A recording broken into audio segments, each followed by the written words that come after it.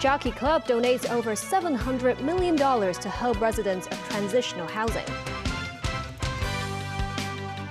Customs buzz drug trafficking attempt using car wheels. And Iran's foreign minister speaks after Israel's retaliatory attack of a limited scale.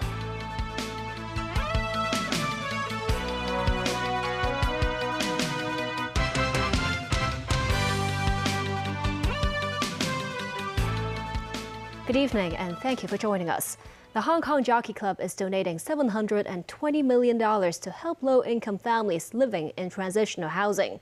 The program called Project Lift is intended to make residents become more independent. Mimo Sangai reports. The launch ceremony for the Jockey Club's Project Lift program was held at Sha Tin Racecourse on Saturday. The program has 5 aspects, with the purpose of lifting families out of the poverty cycle. For instance, transitional housing families can receive consultant guidance to help them explore career opportunities and personal strengths.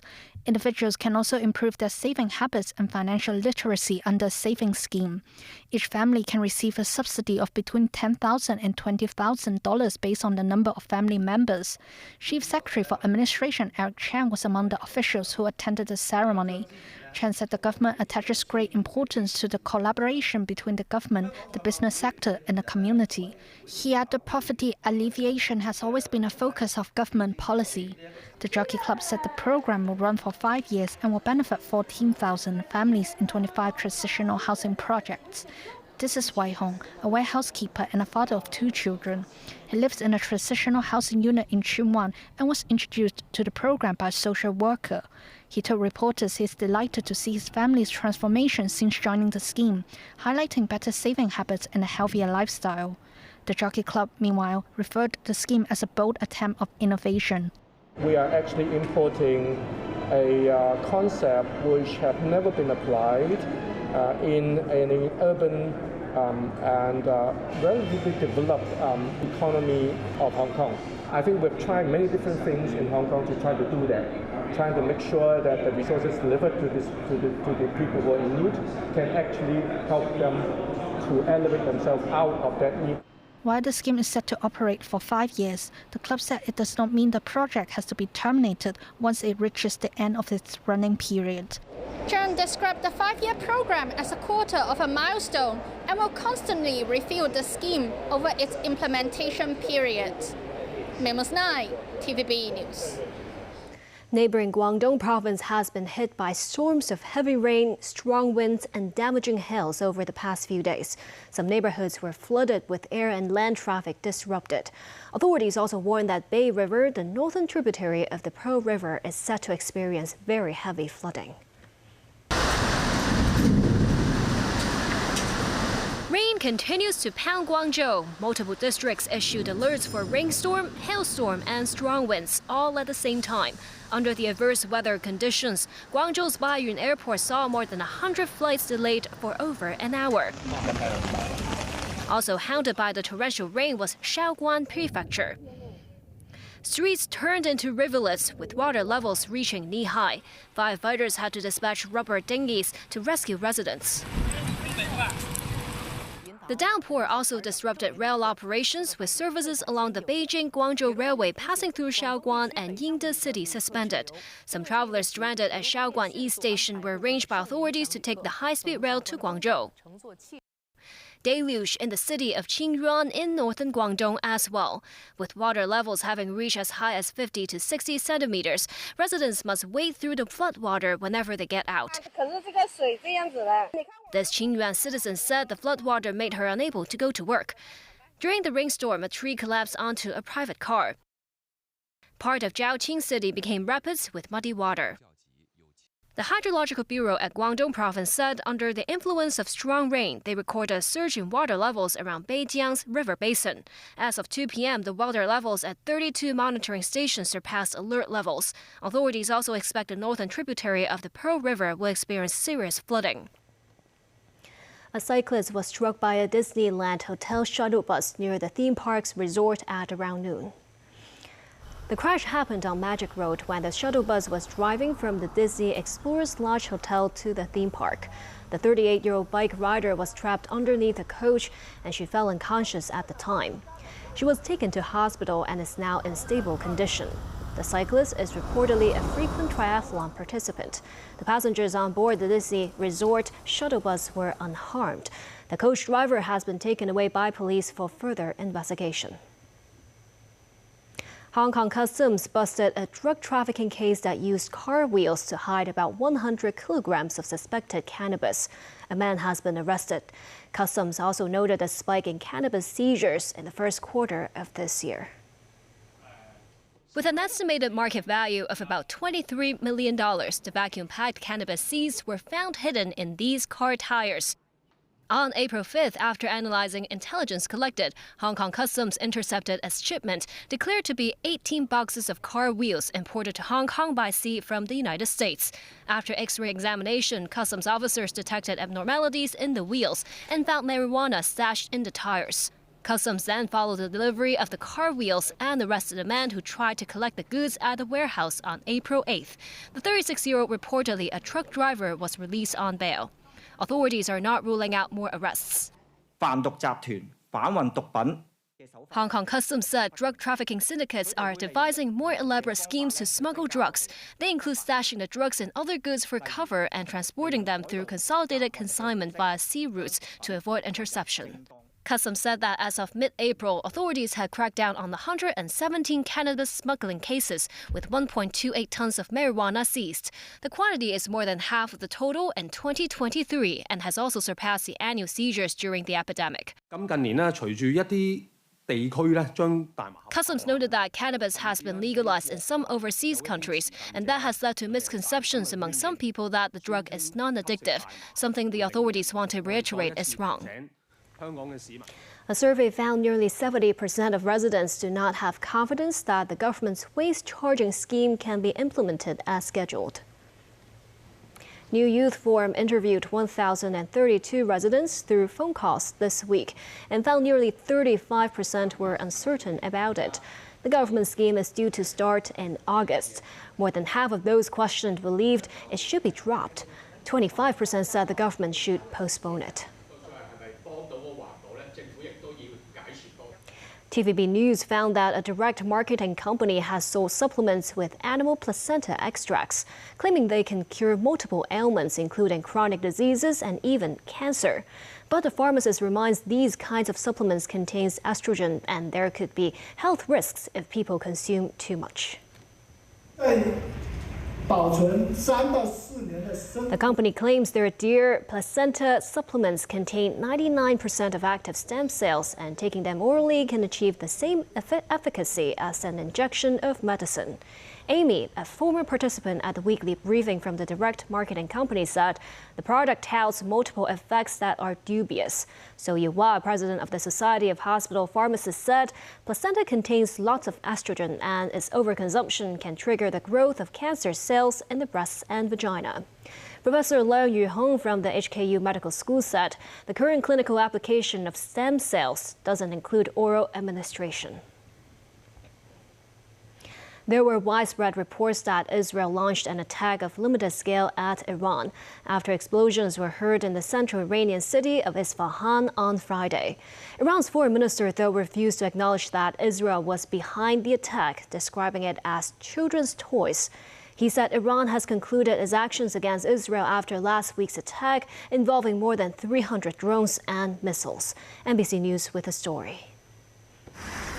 Israel and Iran tonight playing down the apparent Israeli retaliatory strike inside Iranian territory. Video showing only glimpses this morning of anti-aircraft systems firing around the city of Isfahan. Israel fired 3 air-launched ballistic missiles into Iran last night, targeting an Iranian airbase, according to officials familiar with the operation. Iran did not strike back as threatened.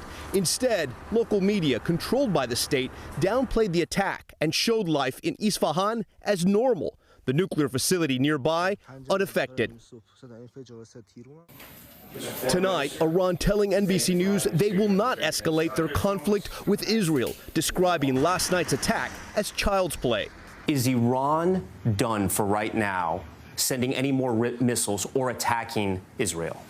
If Israel retaliates and comes up with a new adventurism, then we will respond. But if not, then we are done. We are concluded. Iran's foreign minister, Hussein Amir Abdullahian, would not even acknowledge an attack by Israel. Speaking through an Iranian government interpreter, he said they quickly downed the drones flying over Isfahan. They took off from inside Iran, and they flew for like a few hundred meters, and then they were downed and struck by our air defense. And it has not been proven to us that there is a connection between these and Israel. When you attacked Israel, you telegraphed that attack. You let other Arab nations know this was happening. Did anyone, any other country, tell Iran last night this attack was coming? What happened last night was not a strike. But did any other country tell you something was happening and they were going to invade your airspace and attack possibly one of your bases? 2 or 3 they're like more like toys that our children play with, not drones. It was not worth telling us before it happened. In your opinion, that was not an attack by Israel last night, even though we've seen explosions on video? We are investigating this, the matter. The claim that is made in the media, according to our information, is not accurate. And Israel is trying to, after propaganda. The foreign minister warned if Israel struck again, Iran would respond with force. If Israel wants to do another adventurism and acts against the interests of Iran, and our next response will be immediate and will be at a maximum level. A source familiar with the matter tells NBC News Israel told the U.S. ahead of time about the strike. Israel attacked Iran's embassy compound in Syria earlier this month, and Iran responded firing more than 300 drones and missiles, nearly all of them shot down by Israel with considerable help from the United States and other allies. Israel, it seems, doesn't want to escalate the shooting war with Iran either, making no public comments about it. No public reaction from President Biden either. Only this from Secretary of State. I'm not going to speak to anything other than to say we were not involved in any offensive operations. And still ahead, the U.S. Congress takes major step in approving aid to Ukraine. Ukrainian President Volodymyr Zelensky urges the West to give more help in air defense systems.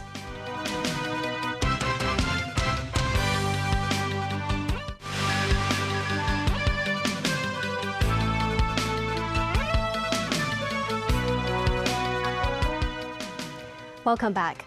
In a key procedural vote in the U.S. Congress, the House of Representatives voted to approve a foreign aid package of $95 billion for Ukraine, Israel, Taiwan, and humanitarian support. It clears the way for a final vote on Saturday, when each of the 4 elements will be voted on separately. House Speaker Mike Johnson has altered the bill that was passed by the Senate, which gave a blank check for all 4 elements. Nasu Karim has more.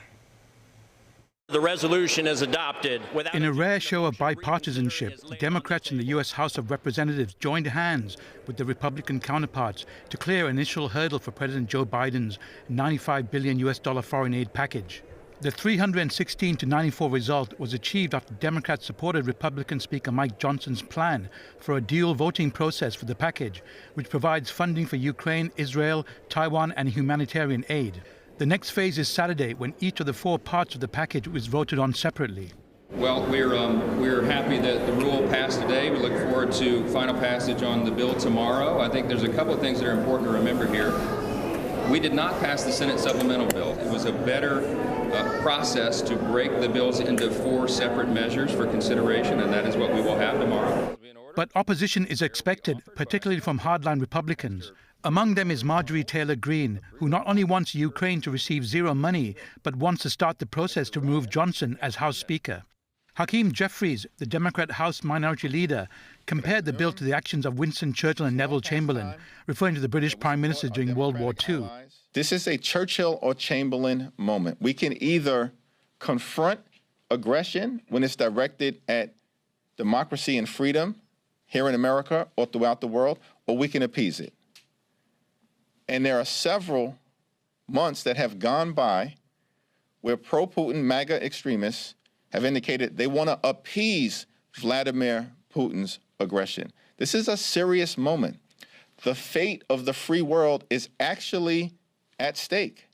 The White House said the funds would be distributed immediately and that Biden supported the bill. The fourth provision features a number of Republican priorities that are backed by Democrats. It includes a potential U.S. ban on popular video app TikTok if its China-based owner ByteDance does not sell its stake within 1 year. Nazvi Karim, TVB News. As the U.S. Congress votes on the foreign aid package, Ukrainian President Volodymyr Zelensky again urged his Western allies for more air defense systems during an online meeting with NATO defense ministers gathered in Belgium. With Ukrainian forces stagnating in their war against Russia, they are being held back further by Moscow's vastly superior air power. Zelensky asked for more Patriot air defense assets or similar systems. Ukraine did not ask you to send your soldiers to fight against Russian occupiers. Ukrainians are holding the front line on their own, receiving military assistance. But now, the assistance is still very limited. And in particular, we are still waiting for new support packages from the United States. American support has been in question for too long. We are telling this directly to defend. This year, we can't wait for decisions to be made. I ask you to consider as soon as possible our request for your determination. Dubai's airport, one of the world's busiest, is still trying to get up to full capacity as authorities deal with the aftermath of unprecedented rainfall and flooding in the United Arab Emirates. Although Emirates, the major airline operating out of that airport, says it has managed to return to a normal schedule. Most of the water has disappeared, but there is still a backlog of flights. Many planes were still grounded overnight. The airport, which acts as a major international hub, had to limit air traffic in and out over the last couple of days because staff could not get to work. There are still massive queues inside the airport, with many people forced to camp overnight. The country received what would normally be 18 months' worth of rain in just a few hours earlier this week. And that's the news. Thank you for watching.